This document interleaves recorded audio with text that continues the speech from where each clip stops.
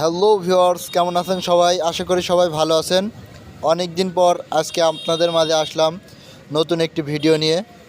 তো সুপ্রিয় দর্শক, আপনাদের আমরা আগেই কথা দিয়েছিলাম যে একটি ছাদের পূর্ণাঙ্গ কাজ আপনাদের আমরা দেখাবো এবং জানাবো।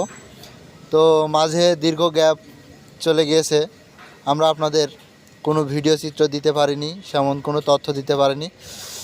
আমরা আন্তরিকভাবে দুঃখিত।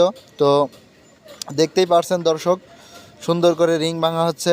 বুঝতেই পারছেন আপনাদের সেই কাঙ্ক্ষিত ভিডিও, কিভাবে একটি ছাদের দুইতলা ফ্ল্যাটের সম্পূর্ণ ছাদের কাজ, কি কাজ করতে হয়, কিভাবে কাজ করলে কাজের সুবিধা হয় এবং কাজের মান সুন্দর হয়, তার সম্পূর্ণ ভিডিও চিত্র আপনাদের দেখানোর চেষ্টা করব। তো আপনারা দেখলেন কিভাবে রিং ভাঙতে হয়। সুপ্রিয় দর্শক, তার আগে বলি, যারা আমার চ্যানেলে নতুন তারা অবশ্যই চ্যানেলটিকে সাবস্ক্রাইব করবেন এবং পাশে থাকা বেল আইকন ক্লিক করে সবগুলো ভিডিও যাতে সবার আগে দেখতে পারেন, এই কারণে আমাদের সাথে অ্যাক্টিভ থাকবেন। তো দুইতলার ছাদ নির্মাণের জন্য সবার প্রথমে যে কাজটি করতে হবে, নিচতলা থেকে যে কলম উঠে এসেছে তার সাথে আমাদের কলম স্থাপন করে নিতে হবে। কলম স্থাপনের জন্য আপনারা সঠিক মাপ অনুযায়ী রড কেটে নেবেন। আমরা সঠিক মাপ অনুযায়ী রড কেটে নিয়েছি। একতলা থেকে অপর তলার দূরত্ব 10 ফিট, 9.5 ফিট, এরকম মালিকের ইচ্ছা অনুযায়ী, নিয়ম অনুযায়ী দেয়। যার যেমন প্রয়োজন চাহিদা হয় সে তেমন দেয়। তো আমরা এখানে 12 ফিট মাপের রড কেটে নিয়েছি। তো 12 ফিট মাপের রড কেটে রডগুলো সুন্দর করে মাটাম দিয়ে, দেখতেই পাচ্ছেন আমরা রড বাঁধছি। সুন্দর করে আমরা রিং ভেঙে রডগুলো বেঁধে, এই দেখুন বোর্ড সেট করে আমরা কলম ঢালাই দিব। তো একটি ছাদের কাজ করতে হলে প্রথমে আপনাকে কলম তৈরি করে নিতে হবে। কলম স্থাপন করে নেওয়ার পর আপনারা সেই কলমের উপরে ছাদ দিতে পারবেন। তো সেই জন্য কলম স্থাপনের জন্য, সেটা তো প্রথমেই বললাম যে আপনারা রিং ভেঙে নেবেন, রড কেটে নেবেন মাপ অনুযায়ী। কেটে নেওয়ার পর রডগুলো সঠিকভাবে বেঁধে কলম বেঁধে দিবেন। বেঁধে সেগুলো সুতার সাহায্যে টান সোজা করবেন, যাতে কলম কোনো দিকে হেলে না যায়, বেঁকে না যায়। সর্বোপরি চেষ্টা করবেন কাজটাকে সৌন্দর্যমণ্ডিত করে তোলার জন্য। তো দেখুন, কলম ঢালাই শেষে সালার বস্তা দিয়ে এভাবে বেঁধে দিতে হবে, যাতে সেগুলো মজবুত হয়। পানি দিয়ে ভিজায় রাখতে হবে যাতে রোদ্রে ফেটে না যায়। দেখুন, কলম ঢালাই দেওয়ার পর আমরা সিঁড়ির কাজ করছি। নিচতলা থেকে যে সিঁড়ি দোতলায় উঠবে, সেই সিঁড়ির উদ্দেশ্যে আমরা সিঁড়ির সেন্টারিং করছি। একটি ফ্ল্যাটের যে কাজ থাকে, প্রত্যেকটা কাজ আপনাদের খুব সুন্দরভাবে আপনাদের জানানোর, বোঝানোর চেষ্টা করব। আমাদের একমাত্র লক্ষ্য আপনাদেরকে কাজের মাধ্যমে আমাদের বিভিন্ন তথ্য তুলে ধরা, জানানো, আপনাদের থেকে মতামত, আপনাদের মতামতের মাধ্যমে আমাদের নিজেদের কাজের ভুল ত্রুটিকে উন্নয়ন করা। তো আমরা সবসময় চেষ্টা করব আপনারা আমাদের ভিডিওগুলো দেখে আপনাদের মূল্যবান মতামত জানাবেন, যে আমরা কোথায় কিভাবে কাজ করছি, এগুলো কেমন করলে ভালো হয়, আমাদেরটা যেটা ভালো লাগবে, পছন্দ হবে, অবশ্যই সেটা আপনাদের মতামত কমেন্টের মাধ্যমে আমাদের জানানোর চেষ্টা করবেন। আমরা যদি আমাদের ভুল হয় তাহলে আমরা সেটা শুধরে নেব। তো দেখুন, সিঁড়ির টেবিল তৈরি করছে, কত সুন্দর করে সিঁড়ির টেবিলটা তৈরি করছে। তো ফ্ল্যাটে কলম স্থাপনের পর আপনারা সিঁড়ি তৈরি করে নেবেন, যাতে করে সিঁড়ি একটা বাড়তি কাজ থাকে, বাড়তি কাজটা আগে সেরে নিলে সুবিধা হয়। সেই উদ্দেশ্যে আমরা দেখুন সিঁড়ি কাজটা সেরে নিচ্ছি। এদিকে আমাদের সমস্ত কলমের কাজ শেষ। বরাবরের মতো সুন্দর করে সিঁড়ির টেবিলগুলো বানানো আমাদের হয়ে গেছে। এখন দেখুন সিঁড়ির রড কাটা চলছে। সিঁড়ির রড নির্বাচনের ক্ষেত্রে অবশ্যই আপনারা 12 মিলি রড নির্বাচন করবেন, যাতে করে সিঁড়িতে 12 মিলি রড দিলে সিঁড়ির স্থায়িত্ব অনেক বৃদ্ধি পায় এবং সিঁড়িতে কোনো ধরনের জার্কিং করার ভয় থাকে না। বন্ধুরা, সিঁড়ির তৈরির ক্ষেত্রে আপনারা একটি বিষয় লক্ষ্য রাখবেন যেন সিঁড়ির ধাপটা 4.5 থেকে 5 ইঞ্চির উপরে না যায়। মূলত 4.5 থেকে 5 ইঞ্চি ধাপ দিলে সিঁড়িটা অনেক সুন্দর মসৃণ হয়, সিঁড়িতে ওঠানামায় কোনো কষ্ট হয় না। যে কোনো বয়সের মানুষ সিঁড়িতে উঠবে, তাও মানে তার কোনো প্রবলেম হবে না। তো অবশ্যই আপনারা 4.5 থেকে 5 ইঞ্চি ধাপ দেওয়ার চেষ্টা করবেন এবং সিঁড়িটা এমনভাবে টেবিলটা তৈরি করতে বলবেন মিস্ত্রিকে যেন ওটা 11 ফিটের ভিতরে শেষ হয়। কারণ 11 ফিটে যদি আপনি 5 ইঞ্চি ধাপ দেন তাহলে খুবই সুন্দর এবং মানানসই সিঁড়ি হবে। বন্ধুরা, আমরা সর্বোপরি ছাদের সেন্টারিংয়ের কাজ করব। দেখুন আমাদের কাঠবাস গাড়িতে চলে এসেছে, আমরা ছাদের সেন্টারিংয়ের কাজ করব। সিঁড়িটা ঢালাই দেওয়ার পর আমরা ছাদের সেন্টারিং করব। দেখুন সিঁড়ির কাজ আমাদের প্রায় শেষ, রডগুলো সুন্দর করে আমাদের বাঁধা হয়ে গিয়েছে। তবে সিঁড়িতে মিস্ত্রি যেন অবশ্যই ক্রাং তোলে সেদিকে খেয়াল রাখবেন, কারণ সিঁড়ির রডে যদি ক্রাং না দেয় তাহলে সিঁড়িটা জার্কিন করে এবং যখন ওঠা হাঁটাচলা করা হয় তখন সিঁড়িটা ধপধপ করে। এই কারণে অবশ্যই মিস্ত্রিকে বলবেন সিঁড়ির ক্রাংটা দিতেই হবে। দেখুন সর্বশেষ সিঁড়ির প্রায় কাজ সব শেষের দিকে, আমরা সিঁড়ির রড টড বেঁধে নিয়েছি, নিয়ে এখন ধাপ মারার পালা। এই জন্য সাইড বোর্ডটা মেরে নিচ্ছি। সাইড বোর্ড অনেকে আছে পরে মারে, আবার অনেকে সাইড বোর্ড আগে মেরে নেয়। তো আপনাদের কাজের পছন্দ এবং সুবিধা অনুযায়ী আপনারা করবেন, ওটা কোনো ব্যাপার না। দেখুন আমরা ধাপ মারছি সুন্দর করে। আমাদের কিন্তু আগেই বলেছি সঠিক মাপে আমরা 4.5 থেকে 5 ইঞ্চি এর ভিতরে ধাপের উচ্চতা রাখার চেষ্টা করছি।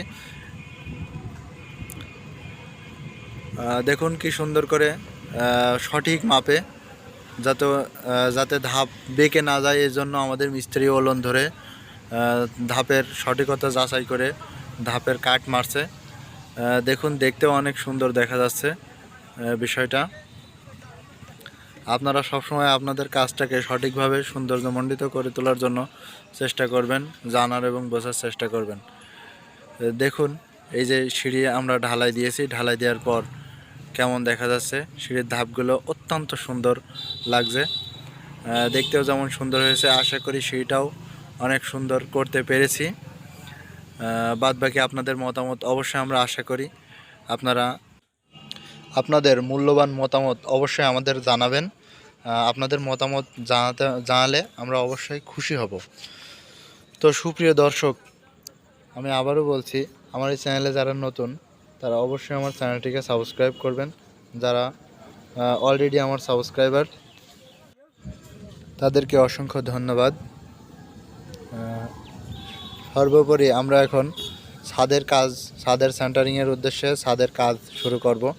দেখুন সবার আগে বিমের তলি খাটানো হচ্ছে।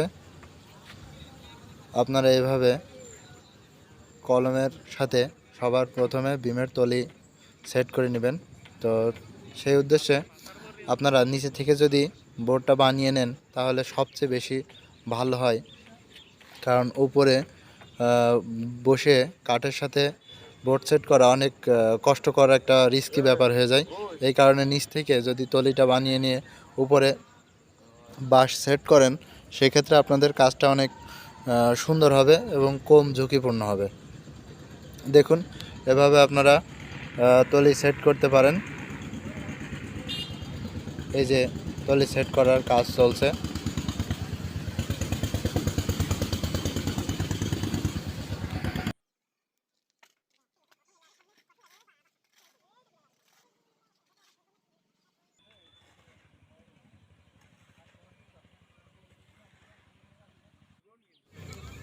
সুপ্রিয় দর্শক মণ্ডলী, আপনারা দেখতেই পারছেন আমরা সম্পূর্ণ তলি খাটিয়ে নেওয়ার পর আপনাদের আগেই বলেছি নিচে থেকে আপনারা বোর্ডগুলো বানিয়ে নেবেন, তাতে আপনাদের কাজে অনেক সুবিধা হবে।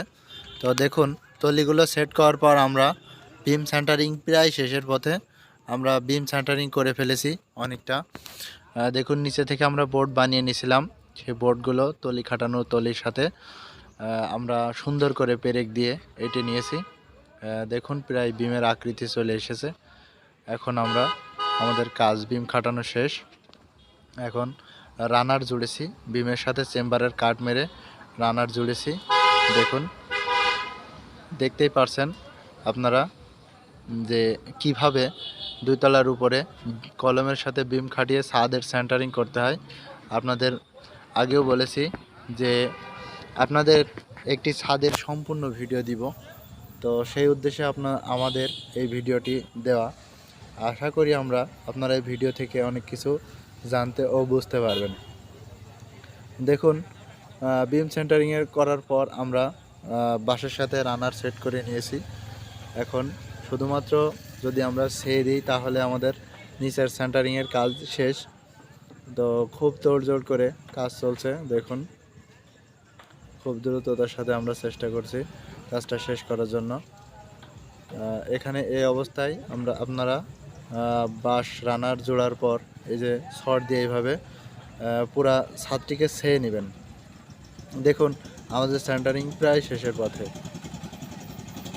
অল্প আর কিছু কাজ বাকি আছে, তারপরে আমরা অন্য ধাপে যেতে পারবো।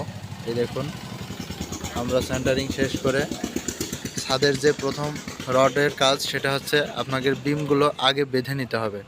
সেই উদ্দেশ্যে আমরা বিম বাঁধার উদ্দেশ্যে আমরা রড দিয়ে বিম বেঁধে নিচ্ছি। তো এক্ষেত্রে দেখুন আপনারা কিভাবে রডে মাটাম দিয়ে বিমগুলো বেঁধে নিতে হবে। দেখতেই পাচ্ছেন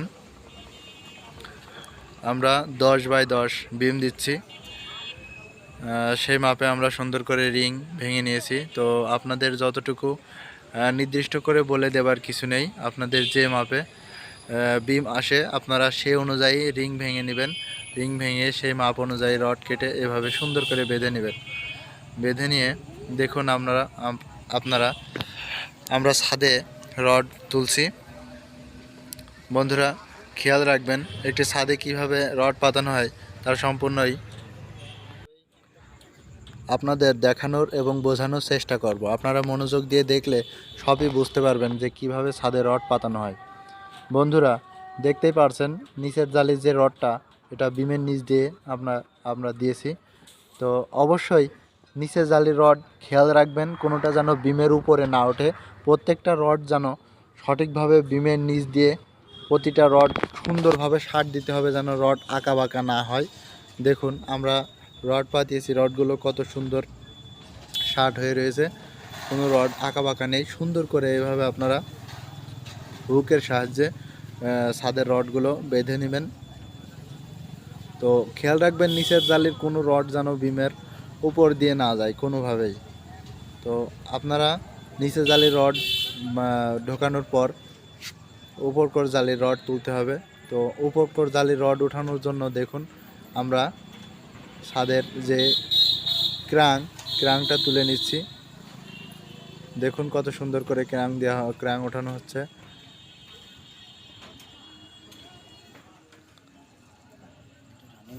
ক্রাং ওঠানোর পর আপনারা উপরকর জালি অর্থাৎ নিচের লেয়ার উপর লেয়ার, তো উপর লেয়ারের রড তুলতে এবং বাঁধতে পারবেন। দেখুন আমরা সম্পূর্ণ জায়গাতে না, কিছু কিছু জায়গাতে রড তুলে এই যে বাঁধার কাজ চলছে। আমাদের লোকজন সব রড বাঁধতে খুবই ব্যস্ত, দেখতেই পারছেন তারা খুব মনোযোগ সহকারে দেখে দেখে রড বাঁধছে। তো আপনারা অবশ্যই রড বাঁধানোর ক্ষেত্রে খেয়াল রাখবেন আপনি 6 বাঁধছেন না 5 বাঁধছেন, সেই ক্ষেত্রে আপনি খেয়াল রেখে প্রতিটা খোপ, দেখতেই পারছেন আমরা কত সুন্দর করে রড বেঁধে রেখেছি।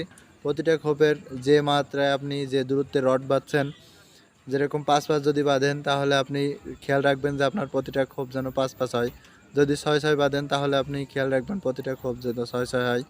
তো আমাদের ছাদের সব রড বাঁধা শেষে আমরা এই যে দেখতেই পারছেন টপ রডগুলো বেঁধেছি। দেখেন কত সুন্দর করে আমরা প্রতিটা ফাঁকে চেষ্টা করেছি প্রতিটা খোপেই টপের রড দেওয়ার জন্য। তো সর্বোপরি আমরা রড বেঁধে শেষ করে ছাদে রড বাঁধার পর ছাদের সবচেয়ে একটু কষ্টসাধ্য কাজ হচ্ছে কাগজ পরানো। তো অবশ্যই আপনারা কষ্ট করে হলেও কাগজটা পরাই নেবেন। তো দেখুন আমাদের সব কাজ শেষে আমরা ঢালাই শুরু করেছি। তো ঢালাই সর্বপ্রথম আমরা বিমে ঢালাই দিয়ে নিচ্ছি এবং নিয়মতাই প্রত্যেকে এই কাজই করে।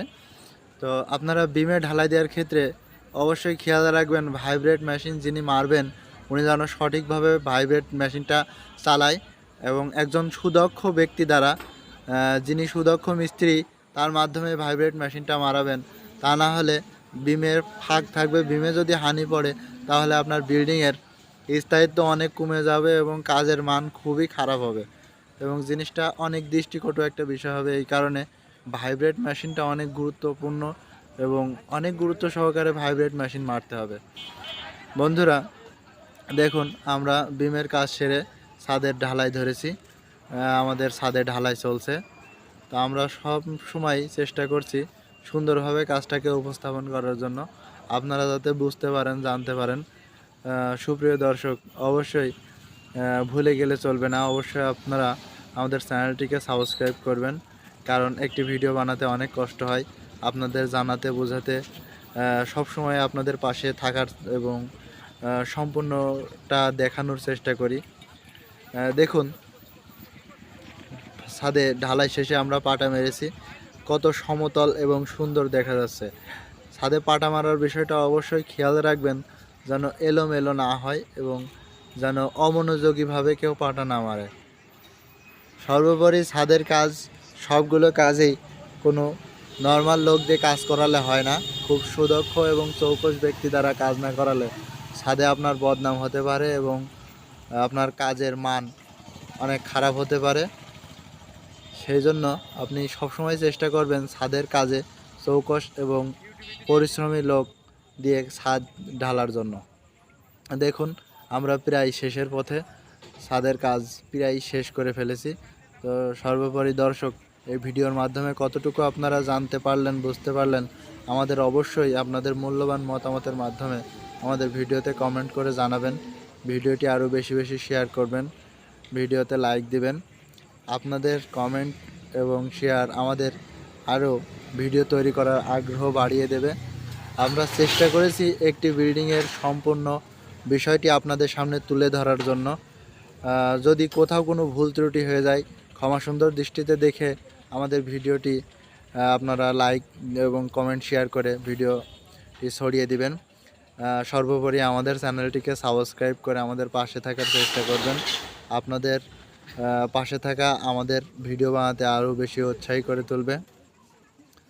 তো জানি না কতটুকু আপনাদেরকে বোঝাতে পেরেছি ও শেখাতে পেরেছি, তবে আমাদের সাধ্যমতো সর্বোচ্চটা চেষ্টা করেছি আপনাদেরকে জানাতে এবং বোঝাতে। দেখুন দর্শকবৃন্দ, আগেও দেখাইছি সিঁড়ির ভিডিও, তো এটা ছাদের সাথে ছাদ দিয়ে শেষ করে এটা ঢালা হচ্ছে। দেখুন আমাদের মিস্ত্রি কত সুন্দরভাবে সিঁড়িটা খুঁচিয়ে খুঁচিয়ে করে দিচ্ছে। দর্শকবৃন্দ, আপনাদের আবারও বলি, আমার চ্যানেলটাকে অবশ্যই কিন্তু সাবস্ক্রাইব করবেন, কারণ আমাদের এই সুন্দর সুন্দর ভিডিওগুলো আপনারা যদি পেতে চান অবশ্যই আমাদের চ্যানেলটাকে সাবস্ক্রাইব করে আমাদের পাশে থাকবেন। আর আমাদের কাছ থেকে কতটুকু কি শিখতে পারলেন ও জানতে পারলেন আমাদের অবশ্যই জানাবেন। সবাইকে অনেক অনেক শুভেচ্ছা ও ধন্যবাদ।